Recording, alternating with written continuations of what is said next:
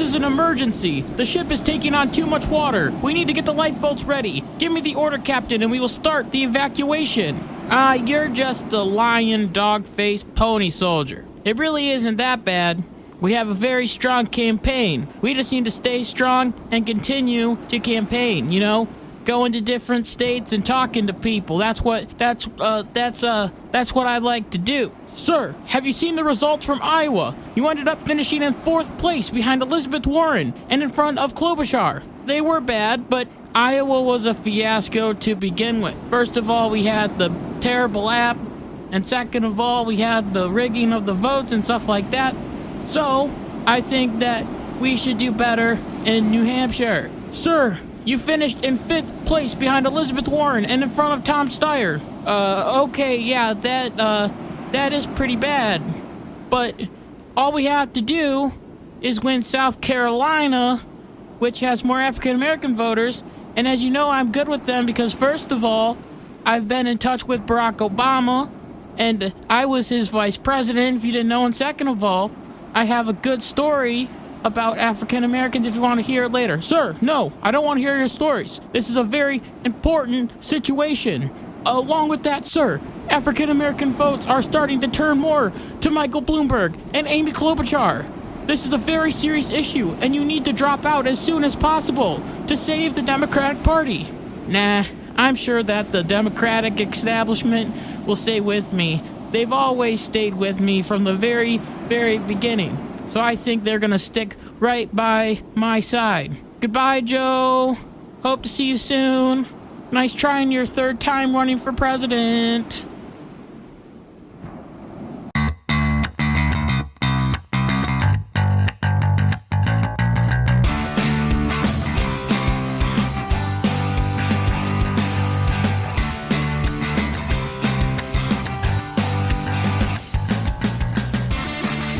Hey, what's going on, everybody?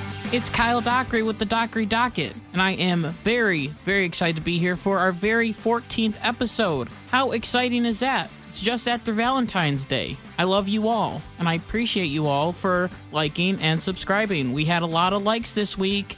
I appreciate it. I'm going to try and do this, okay? Let's try and get 10 likes on this video, okay? Now, I don't know what I'll do in return if we get 10 likes, but anyway, let's just try and get 10 likes, because I think it would be a very fun goal, and maybe I'll throw in something extra. I'm not sure yet, okay? So we are going to jump right into the news, as the New Hampshire primary happened just last Tuesday. Not this Tuesday, which is today, but last Tuesday, so a week ago. And there was a lot of speculation and poll data that was coming out that Bernie Sanders was going to win this round. Now, New Hampshire wasn't as exciting as Iowa, with the whole app getting broken down and people wondering who won and all that stuff, which it was confirmed that Bernie won, I think, but Buttigieg came out with more delegates. But anyway, we're not talking about Iowa. We're talking about New Hampshire now. So Bernie was scheduled to win this one, but Bernie also had some competition in this race, and that came from the more moderate wing of the party, and that was with Pete Buttigieg, who sort of is moderate, and Amy Klobuchar, who is, once again, kind of moderate, which is very interesting because it makes me wonder where or what in the world happened to Elizabeth Warren and Joe Biden. Are they missing? What is wrong with their campaign? Warren should have done better in the race, as she is a senator of Massachusetts, which is right next door to New Hampshire. So she should have absolutely demolished this. She should have at least been in the top 3, but she didn't even make it into the top 3. She ended up in 4th place. And Joe Biden ended up in 5th place behind her. Now, it's interesting to me because Joe Biden is the front runner of this campaign. You know, you look at the national polls, and it says that Joe Biden is either in 2nd or he's in 1st. And so it makes you think, what is going on with the Joe Biden campaign? And I will tell you right now, the Joe Biden campaign is hurting very, very bad. It is absolutely crumbling right in front of our eyes. And it's almost a sad sight to see, because you can tell that Joe Biden really wants this, and there are just people surrounding him. But at the same time, he's just so old and he can barely do anything politically. He doesn't have the same energy that Bernie has. He doesn't have the same youngness that Pete Buttigieg has. So this has caused a lot of problems for him. So usually what happens in these primaries is that the candidates usually stay in New Hampshire, or they stay in the state where people are voting. So say Tom Steyer stays in New Hampshire, he's able to come up and make a speech and say, hey, thank you so much. We didn't win, but I want to thank all my supporters who came and showed up to New Hampshire. They stay there so then they can thank the people that supported them. But for Joe Biden, on his part, he ran away to South Carolina. Now, this is very interesting because the next primary is in Nevada on February 22nd. So Joe Biden is skipping Nevada. He's just going to skip right over it and go straight to South Carolina. So this is a big red flag. This is a warning signs on the ship. The ship is about to go down for Joe Biden. What we could see happen is Joe Biden losing Iowa, New Hampshire, Nevada, all three. And if he loses South Carolina, he better drop out. And so with all of this happening, with Joe Biden crashing, this has led to a newcomer coming up, rising up from the ashes. It's our favorite socialist, Bernie Sanders. He is coming back, and now he is in the front. He is leading the race, which is absolutely terrible. It is absolutely horrible that the Democrats may nominate a devout socialist. He has said multiple times that he is a socialist. Now, don't throw this democratic socialism at me, because basically it's the same thing, okay? It's the same thing, and you just throw a pretty little word in front of it and all of a sudden it's better? No, that's not the case. And this is why I want to talk a little bit about Bernie Sanders, because I think, dear viewer, it is very important to learn more about your political enemies and your political opponents. So the problem with Bernie Sanders is that he is a socialist. And a lot of people have said, well, he's a democratic socialist. And I already mentioned this, but it is a very important point that people are calling him a democratic socialist. The only thing different between a democratic socialist and a regular socialist is the word democratic. So let's say, for example, the Republicans nominate someone who just so happens to be a democratic communist. He's still a communist. He still believes in the communist principles, but he believes it in a democratic way. Or the Republicans promote someone who is a democratic fascist, who believes in everything that fascism holds, but he believes it in a democratic way. I don't believe that the Democrats for 1 minute would accept that, because socialism is terrible, fascism is terrible, communism is terrible. I hope that makes sense, because I want to bash all three of those. So now, Bernie has appealed to the younger generation. He has appealed to my generation, which I feel awful about, and the generation past us, because apparently there's something about an old man with white hair that wears red sometimes that just makes people so happy. So just like Santa Claus, Bernie Sanders likes to give away free stuff. You know, this is a great idea. Bernie Sanders is going to become president, and he's just going to start giving out free stuff all the time. Free, free, free, free, free. Everything for free. Everything is free. You don't have to pay a single cent to the government. Everything in the whole entire world, anything that you want, is 100% free. Do you not believe me? Let's take a look at Bernie Sanders' plans, shall we? This all comes from his website. So if you want to go and look at these different proposals that Bernie Sanders is proposing, you can go and look at it for yourself. So Bernie Sanders promises that he will make healthcare 100% free for everyone, even undocumented immigrants, which will just drain our funds completely on Medicaid, Medicare, and other health insurance. Bernie Sanders has also offered free college for everyone. So that means you can go to school and you can learn, and no cost to you, 100% no cost to you. And he's also providing your debt. You know, like I have a lot of student debt right now. Forgiven. Gone with Bernie Sanders. It's all completely erased. How fantastic is this? Bernie Sanders has also proposed housing for all. So this would be like the projects of inner cities and stuff like that, which works so well. The projects worked so well. You know, the government will make like little makeshift tents, and then, you know, people will live in them, and then they're terrible, and then they start crumbling, the infrastructure starts crumbling. But I'm pretty sure that this house will be fantastic because the government does such a good job at running everything. He has promised free and fast internet for all, and the best one of them all is that he is promising everyone in the United States under the Sanders administration, everyone will have a job. No matter what you do right now, if you don't have a job, vote for Bernie Sanders because he is personally going to write your resume and he is going to give you a good job with a living wage. That's what he says, a living wage. So all of this will be run by the government, which that is what socialism is, basically, is the government controls the money, government controls everything. So the government controls Medicare, government controls the schools, government controls the housing, government controls everything. And this is very, very dangerous. And this will change the entire fabric of America. Now, you ask Bernie Sanders, okay, how much is this going to cost us?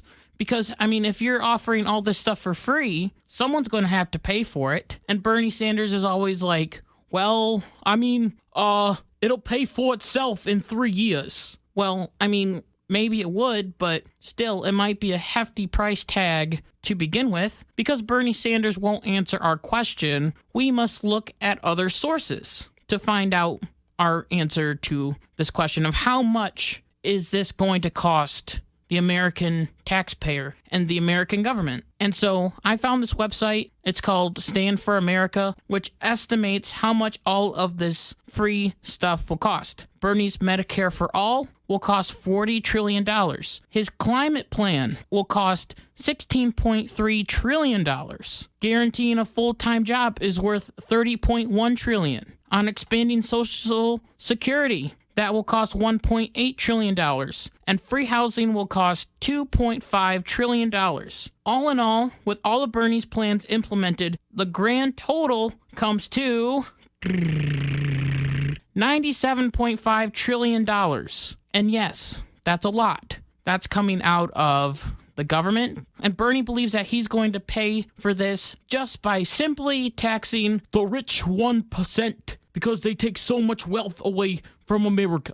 Yeah, good luck with that, Bernie. So all in all, with Bernie Sanders' plans, the Democrats understand that they can't win with Bernie Sanders, and they are starting to absolutely freak out. This especially happened after New Hampshire, when people were just absolutely going crazy. People on CNN were like, you're wanting to vote in a socialist? You know, Chris Matthews was all like, we can't vote in a socialist. It's not going to work out well. And they believe that if they nominate Bernie Sanders, he will lose to Donald Trump, which I believe would be the case. So this has left voters to be sad and depressed. Van Jones, a CNN contributor, said, I think people are depressed. Jones said on Tuesday, which was the day of the New Hampshire primary, I think people can't figure out which of these people they're supposed to vote for, and I think people are waiting to come out to vote against Donald Trump. So the Democrats want the perfect candidate to be their nominee and to win the nomination. They want someone who has a lot of experience,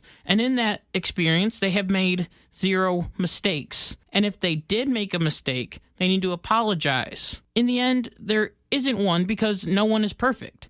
And it seems that the Democrats are really putting a lot of pressure on their candidates, which is very, very sad. And they're not seeing the good in every single candidate that's out there. And there are some good for the Democrats. So this has led the Democrats to go back to the drawing board. So I'm going to use 2016 as an example for what the Democrats are going through for 2020. So in 2016, Donald Trump was the, quote, Bernie Sanders. He was the outsider. He was the person that no one wanted to be the nominee, and everyone was against him. So he was the, quote, radical. He was the radical. He was outside the party. You know, he's very fringe and rough and all this stuff, almost like Bernie is. Now, they also had moderates like Ted Cruz and John Kasich and Marco Rubio. These three are your normal Republicans. They are people who have been in Congress for forever. They know the Republican handbook backwards and forwards. And so the Democrats are trying to find their moderate candidate because they believe that a moderate candidate is more than likely going to beat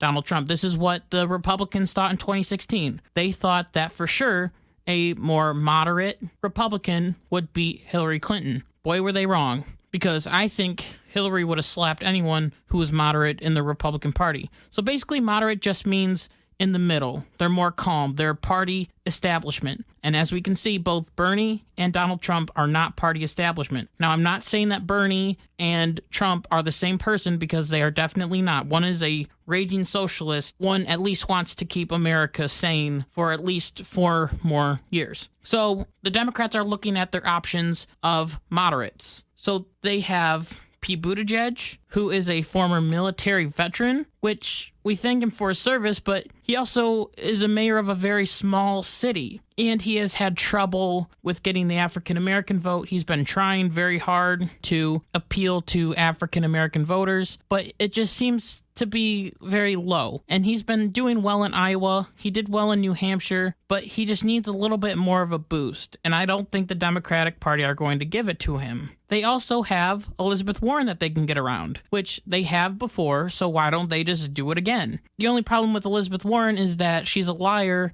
and she sort of has the same views as Bernie Sanders, but she's a woman. You know, like she's a female version of Bernie Sanders. So she won't work. They have Amy Klobuchar, who I personally think is the person that the Democrats should run because she's a woman. She's from Minnesota, which is sort of like a purple state. Like both Democrats and Republicans have run there and have won. But for some reason, the Democrats aren't giving her the recognition that she needs, and her poll numbers have sort of been low to sort of drifting up a little bit. But still, the Democrats aren't fighting for her, and they aren't getting behind her as much as they should. The only other option that the Democrats have with all of these candidates, they're thinking, who on earth can beat Bernie? Who can beat him? We need someone to rise from the ashes, someone to take down Donald Trump. How about a millionaire, or better yet, a billionaire from New York City, who was the mayor for a long time? What about Michael Bloomberg? Oh my goodness, yes. Michael Bloomberg is the perfect candidate for the Democrats. I'm just as shocked as you are, because for the longest time, I didn't even know that Michael Bloomberg was running for president. Now, I know you might be shocked by this, but, you know, every time I go on to a YouTube video, or I'm watching TV, or I'm in the car listening to the radio, all of a sudden you get these Mike Bloomberg ads. So Mike Bloomberg has spent $350 billion on ads. Just, you know, oh, $350 billion, that's not that big of a deal. Here, take my money. And he has spread his message throughout. Now, usually what his commercials are, Donald Trump did something bad, Michael Bloomberg did this, and Mike will make it better. So he has just been absolutely spending all this money on campaign ads, and it seems to me like the Dockery Docket has actually received one of a secret campaign video for Mike Bloomberg. How exciting is this? So get ready, because this one is going to be all over the internet, and I'm so excited that we got to be the very first ones to see this. So roll that clip. Mike Bloomberg is a man that has a lot of money, which will help him run his campaign, just like Donald Trump. Mike Bloomberg also created his own company, creating thousands of jobs in New York City, just like Donald Trump. And Mike Bloomberg was born and raised in New York City and did all of his business there, just like Donald Trump. However, Mike Bloomberg has been there for average Americans, like small business owners, automotive workers, and big gulp producers, just like Donald Trump. Vote for Mike Bloomberg in 2020. He's rich. He's white, but at least he's not Donald Trump.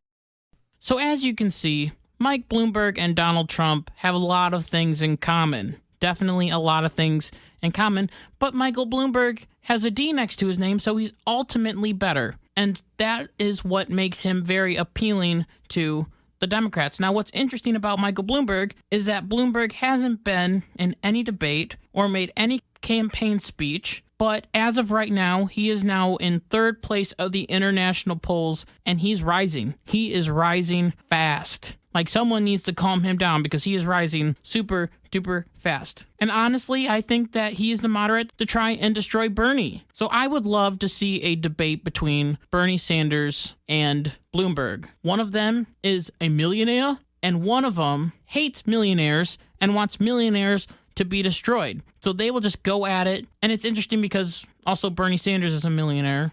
Mike Bloomberg is a millionaire. Donald Trump is a millionaire. So either way, you're going to get a millionaire president. So in the end, it'll be very interesting to see who the Democrats will get behind. It'll be interesting to see if Bernie Sanders will actually win the Democratic primary. And we'll have to see what the Democrats are going to do to make sure that Bernie doesn't win the Democratic primary because they don't like him. The establishment doesn't like him. And what could happen is that the convention could be broken. So they could go into the convention not knowing who has the most delegates, which would be very, very crazy, which would mean that the states would have to decide who gets the most delegates. But we will have to talk about that when it happens. So hopefully Bernie Sanders will stay as far away as he can from the presidency. And if he does win the nomination, I definitely think that Donald Trump will win. I even think Donald Trump will beat Bloomberg. The only one that I'm scared of against Donald Trump is Amy Klobuchar. So the other candidates, I'm not nervous about. And the Democrats aren't getting behind Klobuchar. So it'll be okay. I believe now more than ever, just like I said last week, that Donald Trump will win the presidency in 2020. He will definitely win the presidency. So now, going back to New Hampshire, after the election was over, there were some people that decided to drop out. Now, this is always a very, very sad time for us because, we don't want to say goodbye to candidates who are very, very cool. We want to have them stay forever and, talk more about how terrible we are for spending money while they're going on private airplanes and all this stuff that they do. So these are the candidates that we remember and will cherish forever. Andrew Yang, no more $1,000 a month. Say goodbye to math. Michael Bennet. Wait, this guy was still running? He never had a chance.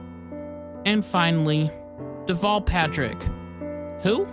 These people will genuinely be missed and will always be in our hearts as a reminder of how a successful campaign can crumble. Well, that was very depressing. Let's do something more exciting. How about a Babylon Bee article of the week? So, as I talked about in the very beginning of the episode during the little clip, you gotta go all the way back.